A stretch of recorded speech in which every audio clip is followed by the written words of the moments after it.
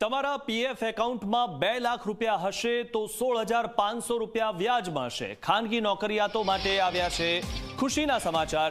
2025માં નોકરિયાતોને PF પર 8.25% વ્યાજ મળશે। 7 કરોડથી વધારે નોકરિયાતોને 8.25% વ્યાજ મળશે। મોદી સરકાર પીએફ પર 8.25% વ્યાજ જાળવી રાખશે। પીએફ ખાતામાં 1 લાખ રૂપિયા હશે તો 8,250 રૂપિયા વ્યાજ મળશે। ત્યારે આજે 8.25% વ્યાજ છે તે જાળવી રાખવામાં આવ્યું છે। 2025માં પણ નોકરિયાતોને પીએફ પર 8.25% વ્યાજ મળશે।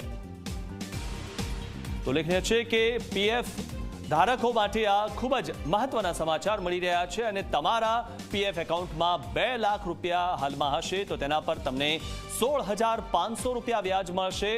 અને મહત્વની વાત એ છે કે 8.25% વ્યાજ જે છે તેને જાળવી રાખવામાં આવ્યું છે। 2025માં નોકરિયાતોને પીએફ પર 8.25% વ્યાજ મળવાનું છે।